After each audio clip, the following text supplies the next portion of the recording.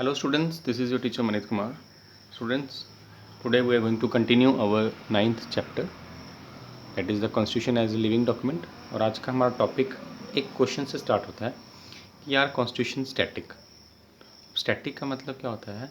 Static का मतलब है ऐसी चीज़ जिसमें कोई चेंजेस ना हो सकें या जिसमें कोई डेवलपमेंट ना हो सके या जिसमें कोई आप अमेंडमेंट्स नहीं कर सकें, ठीक है, जिसमें कोई ऑल्ट्रेशन ना हो सके, उसे स्टैटिक कहते हैं। तो क्या कॉन्स्टिट्यूशन ऐसा होता है?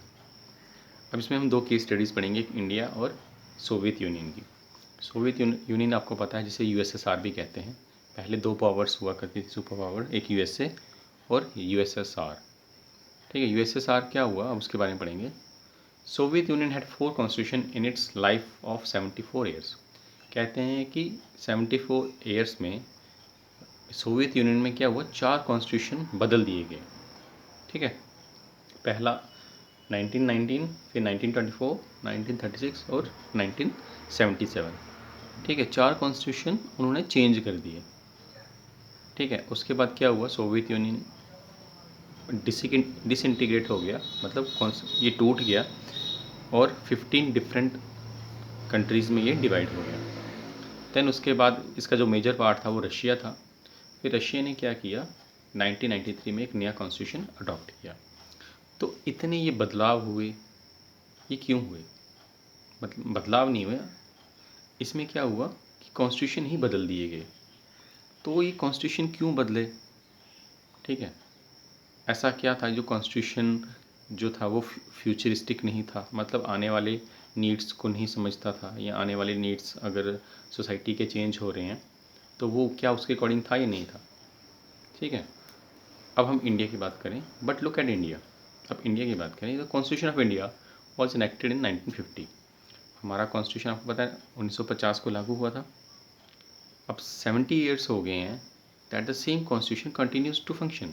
अब वही कॉन्स्टिट्यूशन सेम फंक्शन कर रहा है as the framework within the government. मतलब गवर्नमेंट जो है वो सारा काम काज अपना कॉन्स्टिट्यूशन के अकॉर्डिंग कर रही है ना।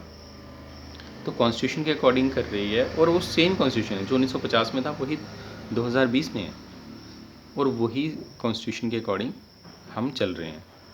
ठीक है, अब इसमें दो सवाल उठते हैं। Is it our constitution is so good that it needs no change? क्या हमारा कॉन्स्टिट्यूशन इतना बेहतर है कि इसमें कोई बदलाव की ज़रूरत नहीं है, या हमें चेंज करने की ज़रूरत नहीं है आज भी 70 साल बाद भी? और was it that our constitution makers were so far sighted and wise? अब दूसरा सवाल क्या है कि हमारे जो कॉन्स्टिट्यूशन मेकर्स थे वो क्या इतने फार साइटेडनेस थे और इतने बुद्धिमान थे, इतने वाइज थे कि उन्होंने ऐसा कॉन्स्टिट्यूशन बनाया जो आज भी हमारी नीड्स के अकॉर्डिंग है। ठीक है, मतलब फार साइटेडनेस के होते हैं दूरदर्शी, मतलब उन्होंने आने वाला टाइम समझ लिया था कि ऐसा टाइम होगा तो उसके अकॉर्डिंग भी ये होना चाहिए। तो वेल इसका आंसर है यस। मतलब दोनों क्वेश्चन में हमारे कॉन्स्टिट्यूशन में जो बेसिक स्ट्रक्चर है, जो फ्रेमवर्क है, वो चेंज नहीं होता है, उसमें टाइम के अकॉर्डिंग, ठीक है, तो उसमें थोड़ी बहुत चेंजेस की जाती हैं। ठीक है, और फार साइटेडनेस थे और वाइज थे हमारे कॉन्स्टिट्यूशन मेकर्स। हाँ यस, वो थे, तभी तो ये कॉन्स्टिट्यूशन इतनी तक सर्वाइव कर पाया है, नहीं तो बाकी कंट्रीज़, अब हम बात करें फ्रांस की बात करें, वहाँ भी 4-5 बार कॉन्स्टिट्यूशन को बदल दिया गया है। ठीक है, अब इंडिया का कॉन्स्टिट्यूशन नहीं बदला, इसलिए क्योंकि इसीलिए तो हम इसे कहते हैं कि क्या है, एक लिविंग डॉक्यूमेंट है। Okay, our constitution accept the necessity of modifications. हमारी कॉन्स्टिट्यूशन ने क्या एक्सेप्ट किया है कि ज़रूरत होती है मॉडिफिकेशंस की टाइम टू टाइम पे।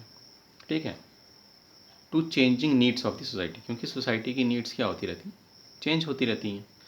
ठीक है, तो सोसाइटी की नीड्स सब चेंज होती रहेंगी, तो उसमें उसके अकॉर्डिंग वो चीज़ें रिफ्लेक्ट होनी चाहिए किसमें, कॉन्स्टिट्यूशन में। कॉन्स्टिट्यूशन में ऐसे मतलब प्रावधान, ऐसे रूल होने चाहिए जो उस हमारी नीड्स को बैलेंस कर पाएँ। ठीक है, in actual working of the constitution there has been enough flexibility of interpretations. ठीक है, अब क्या कह रहे हैं कि in the actual working of the constitution, constitution की वर्किंग में क्या बहुत सी फ्लेक्सिबिलिटी होनी चाहिए। ठीक है, ऑफ इंटरप्रिटेशन। इंटरप्रिटेशन होता है, ये मैंने आपको पहले ही बताया था कि हम किस चीज़ को क्या उसका इंटरप्रेट करेंगे, क्या उसका हम मीनिंग निकालेंगे, क्या उसकी हम एक परिभाषा डेफिनेशन देंगे। ठीक है, जो लिखा हुआ है उसको हम कैसे डिफाइन करते हैं। तो पॉलिटिकल एंड जुडिशियल, इसका मतलब क्या है कि पॉलिटिकल जितने भी हमारे काम हो रहे हैं पॉलिटिकल्स में और जुडिशरी में, वो सारे उसी कॉन्स्टिट्यूशन के अकॉर्डिंग हो रहे हैं जो 70 ईयर से हमारा चलता आ रहा है। ठीक है, और जुडिशरी क्या करती है, उसको इंटरप्रेट करती है, जो भी जितने भी लॉज हैं वो क्या करती हैं, उसको इंटरप्रेट करती हैं। तो इतनी हमारे में कॉन्स्टिट्यूशन में इतनी ज़्यादा फ्लेक्सिबिलिटी है। ठीक है, at the same time a constitution is not frozen and unalterable document. और क्या कहते हैं कि कॉन्स्टिट्यूशन ऐसा नहीं होना चाहिए, नॉट फ्रोजन। फ्रोजन मतलब होती है जैसे बर्फ़ जम जाती है तो हम उसको कहते हैं ये फ्रोज़ हो गई है, इट इज़ फ्रोज़न। तो मतलब ऐसा कॉन्स्टिट्यूशन नहीं होना चाहिए कि वो एक जैसा ही रहे थ्रू आउट द टाइम, और अनऑल्टरेबल डॉक्यूमेंट नहीं होना चाहिए। मतलब उसमें ऑल्टरेशन मतलब उसमें चेंजेस की गुंजाइश होनी चाहिए। ठीक है, तभी वो कॉन्स्टिट्यूशन क्या करता है, सर्वाइव कर सकता है, जैसा हमारा इंडियन कॉन्स्टिट्यूशन आज तक 70 ईयर्स तक सर्वाइव कर रहा है, और जिससे हमारा देश जो है वो गवर्न हो रहा है। ओके, तो तभी तो इसको क्या कहा जाता है, लिविंग डॉक्यूमेंट, क्योंकि टाइम के अकॉर्डिंग इसमें चेंजेस जो सोसाइटी को लगता है कि इसमें चेंजेस होने चाहिए, वो फिर पार्लियामेंट में हम उसमें अमेंडमेंट्स के ज़रिए उसमें चेंजेस लाते हैं। उसमें फ्लेक्सिबिलिटी है। ठीक है, इसमें ऑल्ट्रेशंस हो सकती हैं, चेंजेस हो सकती हैं। ठीक है, बट इसमें क्या है, इसका जो बेसिक स्ट्रक्चर फ्रेमवर्क होता है वो चेंज नहीं किया जाता। जैसे हमारे क्या हैं, हमारे राइट्स हैं, फंडामेंटल राइट्स हैं, जैसे डायरेक्टिव प्रिंसिपल्स हैं स्टेट्स के, या कुछ बहुत से ऐसे रूल्स हैं जो इनैक्ट हैं, जो नहीं चेंजेस होते हैं। बट कुछ जो अमेंडमेंट्स होती हैं वो मॉडर्न नीड्स के जो टाइम के अकॉर्डिंग वो चेंजेस होती हैं। ठीक है, तो thanks and have a nice day.